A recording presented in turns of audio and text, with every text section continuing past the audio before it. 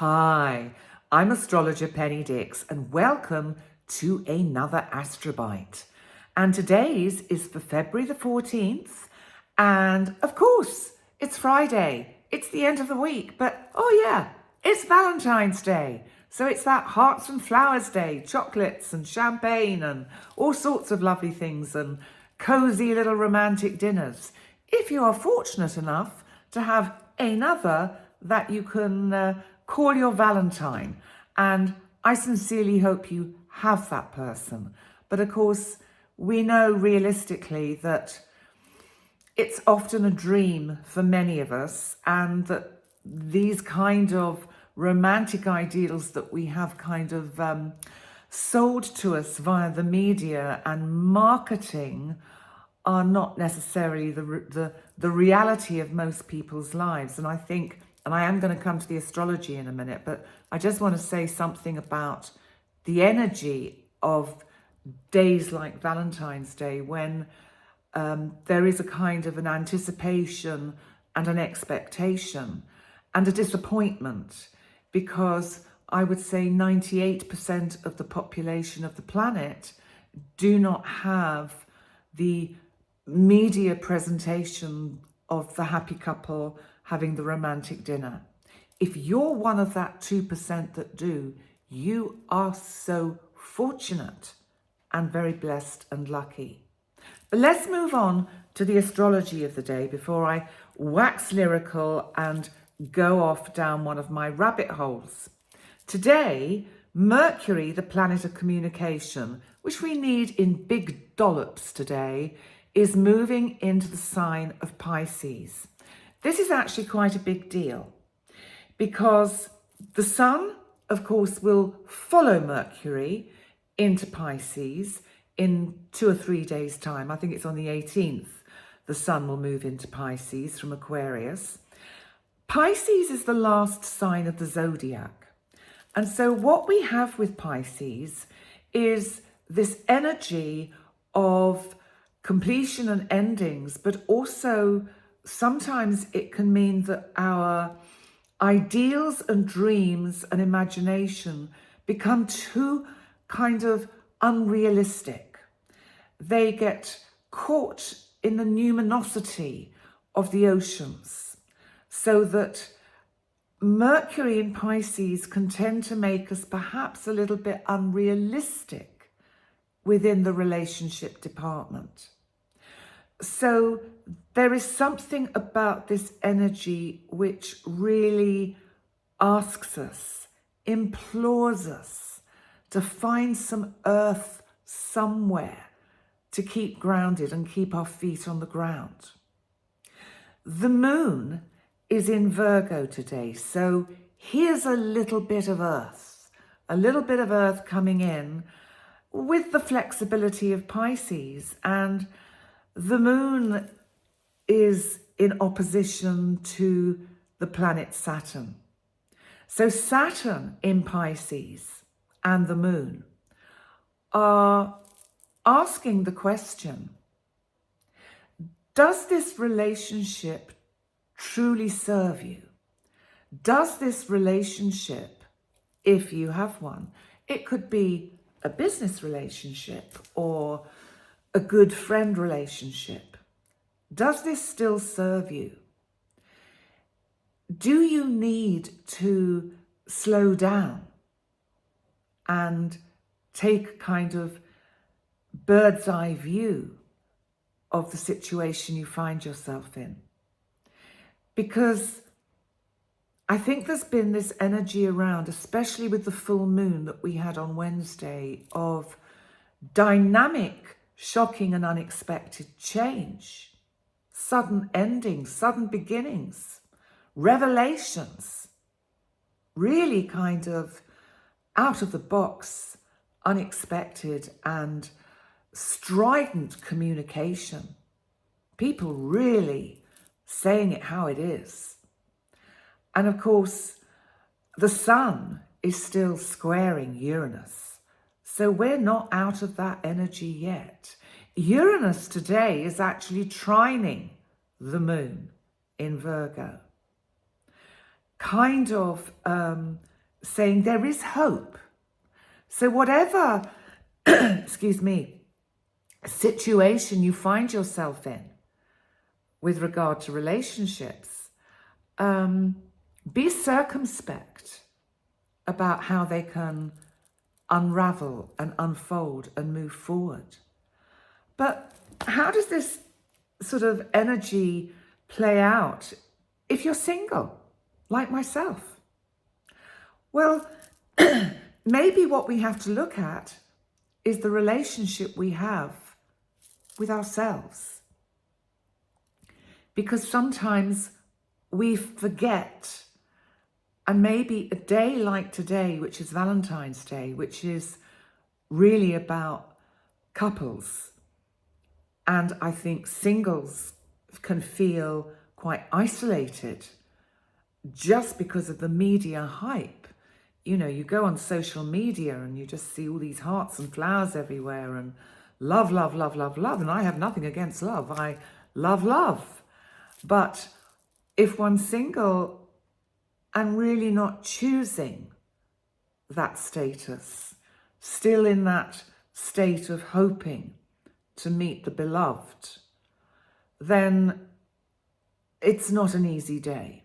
Like birthdays, Christmas, all those kind of celebratory holidays where we somehow feel pressured by the media to have that one and only.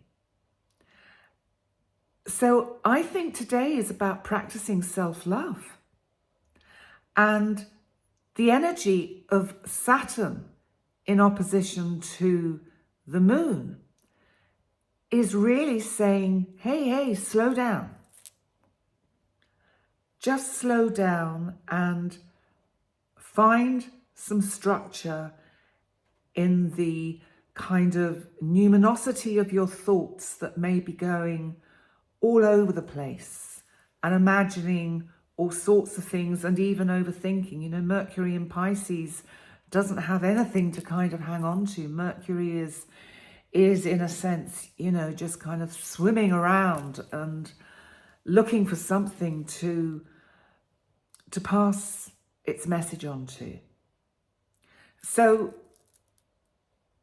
the other energies that we've got today is also Jupiter in Gemini is squaring the moon. So again, this tells me to keep our expectations realistic. As I said, I think we get a lot of kind of unrealistic ideas on these days and get into the if-onlys and the what-ifs, and they're not helpful. What you have to try and get into is, well, what about me? Not what about me, but what about me? What can I give me that is meaningful? Well, I can give myself love. And of course, you guessed it, didn't you? That's our word for the day, self-love. So, you know, self-love is something I think we have to constantly be reminded of because, and I think there's something in the astrology for me today that talks about self-love. With the moon in Virgo, which is about service to others, what about service to the self? You know, the moon is nurturing and caring. And to me, there is something about today which is imploring us to give that love to the self. You know, Venus is in Aries, and Venus is in Aries is, whoa, I'm just, look at me, I'm great. Actually, it's full of self-love, full of self-worth. And you need to try and dig deep down into the sort of depths of your psyche and soul to find self-love if it's not something that comes easily to you. And I think what we also have to be mindful of is that, you know, being with another